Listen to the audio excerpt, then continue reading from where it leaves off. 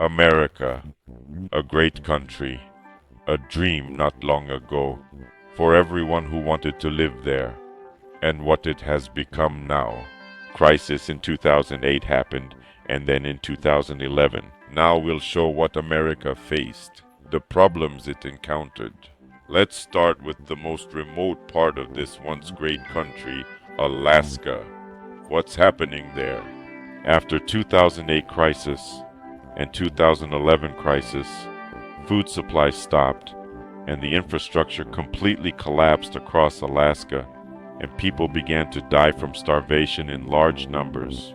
The first who began to extinct were, of course, the old American niggers, referred there as African Americans. Then all the male and child population starved to death completely. And all that's left there are women who have adapted to eat tree bark. To get there, you need to ride on diesel train, because there's no electricity there anymore. So our film crew traveled for about 12 weeks, and here we see these last survivors, cut off from the world, from their country America, which betrayed them. They feed on trees, bark from trees, but they've eaten all the trees already and are starting to eat houses, and we will show how they do it. They live in barracks, unheated, without light, without water. All infrastructure was already completely destroyed. Even when niggers were still alive there, forgive my language. Just look at this heap of junk, those so-called American cottages, all that overrated stuff. This is the American dream. It was the American dream. Remember those invitations to go to Alaska? Talking about any development in Alaska now is just unimaginable to anyone. For centuries they tried to make Alaska prosper, and this is what it came to. All that's left in this country, in this state, are old women who eat tree bark. No one else could adapt. Everyone just died. No hospitals working, nothing. Here's your praised medicine. That's how the USA cares for its citizens. They abandoned an entire region of the country. I understand they are in crisis. I get that the same thing is happening in Washington and New York. Well, at least there's some other population there that doesn't eat tree bark. They still have some beef or pork to eat, and here all cows and pigs were eaten already. And they begin to eat their own houses. Their parliament first fell, and other houses are dismantled. Some are used for heating, and some for food. They ate all of their clothes as well, and dressed up in sackcloth, as you can see.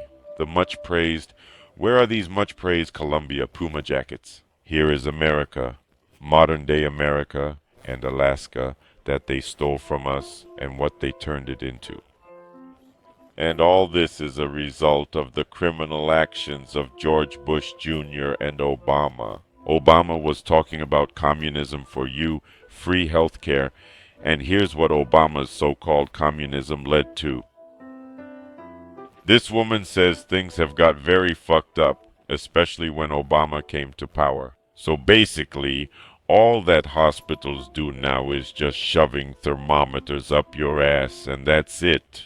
So, healthcare, when it almost became free, it just turned to complete shit show. They practically entered communism, but they don't get discouraged, because there are still many houses left, abandoned by other people who died in this, so to speak, territory, this small town. Because everyone else in Alaska has already died, and this wood can be used for food and for heating. Look at these terrible weather conditions. No one could survive in them, but Americans managed to cope before the crisis started. Well, as soon as it stopped, that's it all over. That's what America was like, and what has it become? Look at how these people try to survive. And this is America, this is the American dream. Now we see that the whole American dream was a nightmare. This is an old parliament. We can see how these old women dismantling it. They don't just scatter it. They actually eat this bark, eat these trees right here, come and eat. That's the conditions they live in. They threw away all the computers and cell phones and ate what they could, yes. As we know, many things were delivered there before crisis. They consumed it all within themselves. And now they even eat wooden floor, chew on wiring, like rats. That's America. There it is. It's very sad.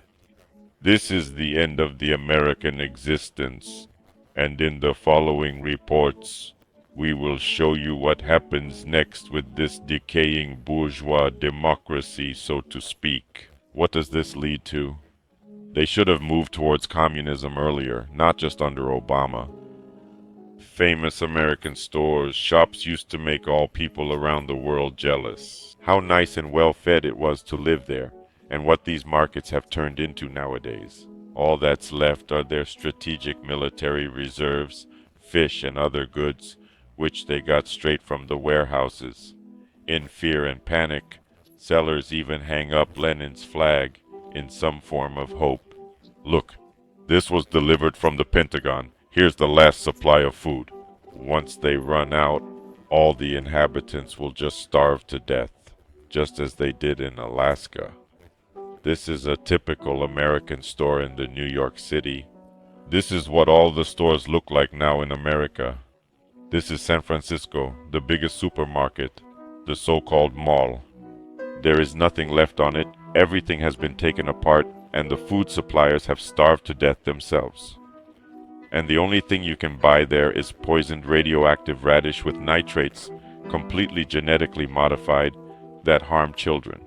But nobody knows this. Everyone happily takes it because the sign is in Russian.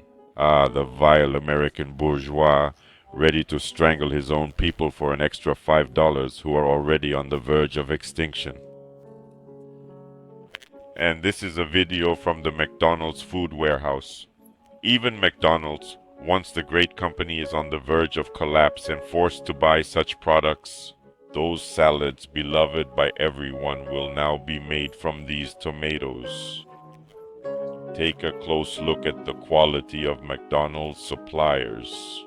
Ah, well, Americans are ready to eat this too, considering it a blessing, since you can no longer buy tomatoes at free American markets, and you have to eat this. How low the once proud American people have fallen, ready to eat such things. Accept my condolences, fellow Americans. Eat McDonald's and hope for better times.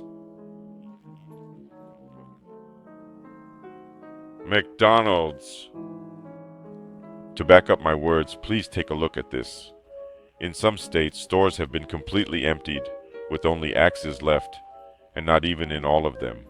The American people are buying it, and they're happy about it. I don't know why, either to chop up both Bush Jr. and Obama along with the entire parliament, or to slit their own wrists with these axes. These axes come without handles.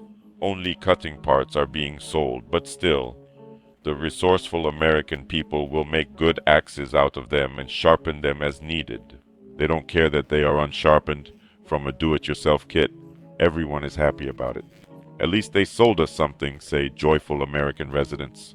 In all such stores where it appears, they already go there at any weather and buy these axes for thousands of dollars. The shortage of essential goods hit the speculators. Speculators flooded everything. The villainous mafia, Mexican, Italian, all started buying up scarce goods and selling them for tens or even thousands of times their price. It gets to the point where a pack of cigarettes costs $10,000 on the black market. And people just don't know what to do. They've started quitting smoking in America. But Obama is pleased. We managed to beat the public health issue.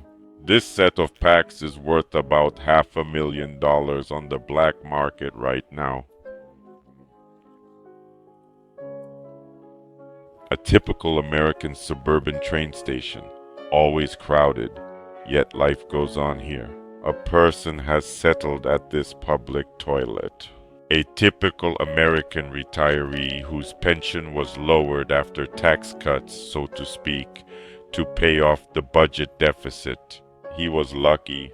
Unlike his fellow veterans and others, now he has a home. He even has time and some money to feed his cat. He's happy, but not for long. Soon the police will come and take him away, perhaps to Alaska, to the starving old women, where they might even eat him. American pensioners are having a tough time nowadays. You will now see people who have dedicated their lives to this country. Vietnam veterans, Iraq, Afghanistan, World War II veterans, who gave their life, blood, and limbs in the fight for this country. And what have they received now, with their already small benefits cut? They are on the verge of extinction. Their homes are taken away, they have nothing, no legs, no money for prosthetics, they have absolutely nothing. They used to celebrate in the victory of 1945. America won World War II, but this is not the same America anymore. It's a country that betrayed them. Here's how typical American veterans live, all sent to a nursing home, just like that. And those who live in their own houses face even worse, terrible conditions. Look, this person says, I am Private Ryan. That's me.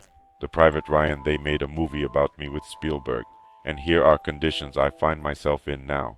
What they showed you in the movie, it's all not true, how we lived there. More precisely, it was true until Bush Jr. and Obama came to power. This crisis began in 2011 when they cut all the expenses for pensioners, veterans, everything went into this military campaign. And about us, the veterans of World War II, they forgot. Just like that. And in such conditions we all live. In such conditions live both veterans of Afghanistan and Iraq, who are now without legs, arms, anything, and their country has betrayed them. Betrayed, handed them a stack of these dollars in their mouth and sent them to death. But the dollar has already been devalued by inflation, that's it, and now we have nothing. We are people with nothing. The poor got poorer. Everyone has become poorer. It's just awful what American society has turned into, what all self-awareness has turned into, how there is no hope left for anyone. This country is already dead and rolling straight to hell. This is the sunset of the American empire.